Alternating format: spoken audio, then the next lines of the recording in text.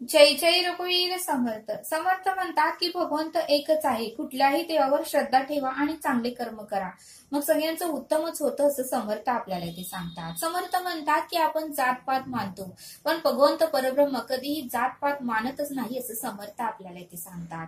समर्थ म्हणतात की पृथ्वी, आप, तेज, वायू, आकाश यांना जातपात नाही म्हटले तरीही समर्थ म्हणतात की पृथ्वी, आप, तेज, वायू, आकाश ह्यांनी कधीही म्हटलं नाही की या लोकांचीच आम्ही सेवा करणार, या जातीच्या लोकांनाच आम्ही मदत करणार. पृथ्वीनेही कधी म्हटलं नाही की पाण्याने कधी म्हटलं नाही की तेज, अग्नीने कधी म्हटलं नाही की वायूने कधी म्हटलं नाही की आकाशाने कधी म्हटलं नाही असं समर्थ आपल्याला इथे सांगतात.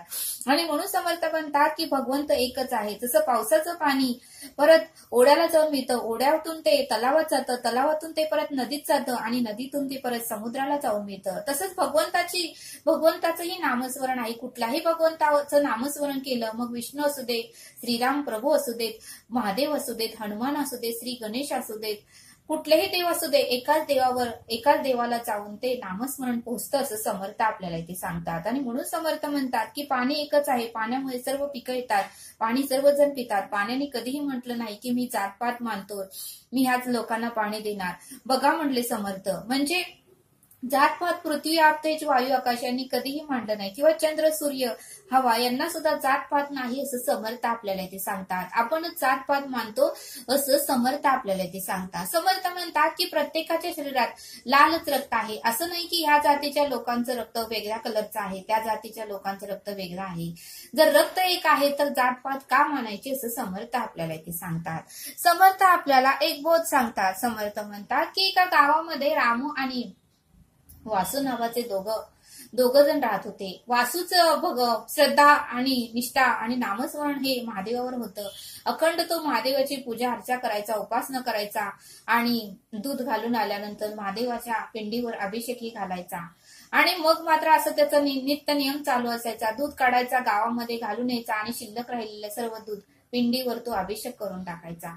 त्यावेळेस मात्र रामूला वाईट वाटू लागलं. रामू वासूला म्हणाला, अरे वासू, तू हे दूध जे शिल्लक राहते ते तू पिंडीवर का वाहतोयस? तेच तर तू दही लावलंस, त्या दह्याचं तूप होतंय, तू विक्री कर, तुझाच फायदा जास्त होईल, तुला 4 पैसे जास्त येतील. त्यावेळेस वासू म्हणाला, अरे बरेच लोक दुधामध्ये पाणी मिक्स करून महादेवाच्या पिंडीवर वाहतात आणि अभिषेक करतात, मग महादेव हा अशक्त होऊ लागला आहे. आणि मी या दुधामध्ये पाणी न घालता महादेवाच्या पिंडीवर अभिषेक करतोय, त्यामुळे महादेवाची तब्येत सुधारेल आणि म्हणूनच मी महादेवाला रोज न चुकता अभिषेक घालतोय. त्यावेळेस मात्र रामूने खूप समजून सांगितलं, पण वासूने मात्र ऐकलंच नाही. वासू मात्र रोज यायचा आणि रोज अभिषेक घालायचा.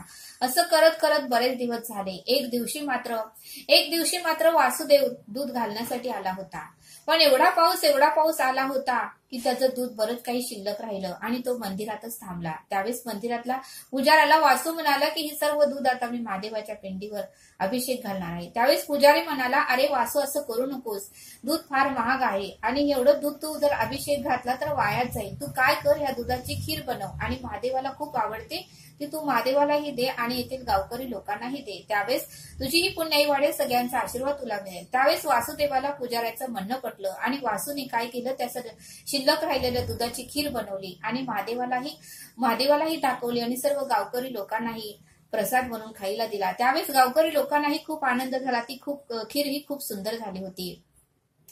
त्यावेळेस मात्र मग पार्वतीने महादेवाला विचारलं की तुमच्या तोंडाला खीर लागलेली आहे, ती कोणी तुम्हाला नैवेद्य दाखवला होता? त्यावेळेस महादेव म्हणाले, वासू नावाचा माझा भक्त प्रिय आहे आणि तो निष्ठेची उपासना आणि नामस्मरण करतोय.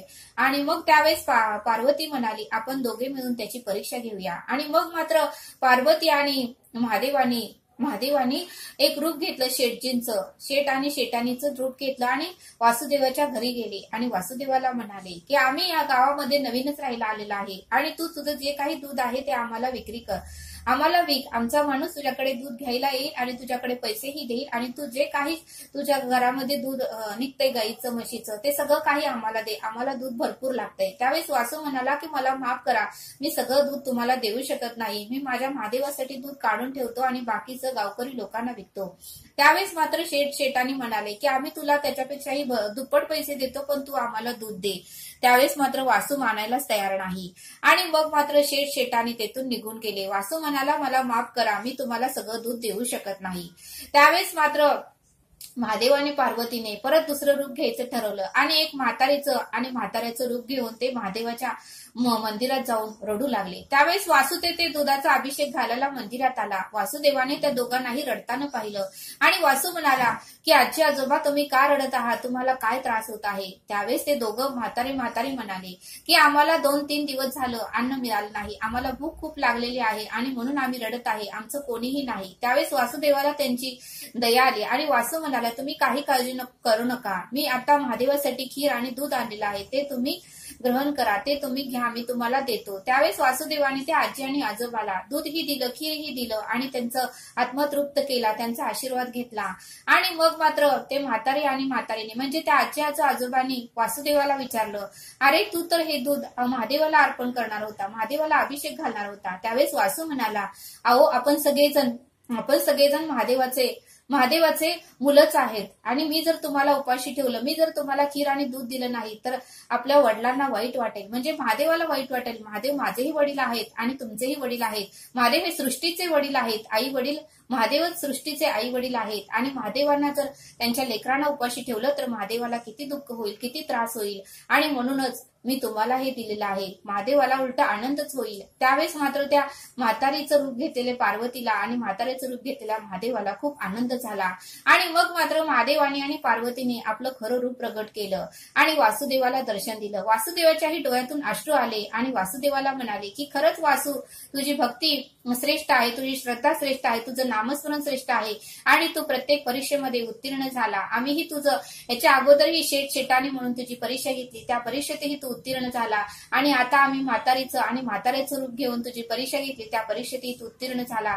खरंच तू निष्ठेचा भक्त आहे आणि एवढी तुझी निष्ठा आहे, एवढं तुला आम्ही पैशाचा लोभ दाखवला तरीही तू लोभी झाला नाहीस आणि महादेवावरती श्रद्धा तू ढळू दिली नाहीस, विश्वास ढळू दिला नाही. आणि मग मात्र महादेवाने आणि पार्वतीने त्याला आशीर्वाद दिला आणि ते तेथून निघून गेले आणि मग मात्र वासुदेवालाही खूप आनंद झाला आणि वासुदेवाच्या डोळ्यातून आनंद अश्रू वाहू लागले आणि वासुदेवाने मात्र कायमस्वरूपी महादेवाचे चरण सोडले नाही. बघा म्हणले समर्थ, या बोधातून आपल्याला हे शिकायला मिळतं की कुठल्याही देवावर श्रद्धा ठेवा, फक्त मनापासून त्या देवाचं करा. आपल्याला बघा म्हटले समर्थ, काहीही कमी पडणार नाही आणि फक्त श्रद्धा ही एका देवावर ठेवा आणि एका देवाचंच नामस्मरण करा. कुठल्याही देवाचं जर नामस्मरण केलं तर एकच परब्रह्माला मिळतं.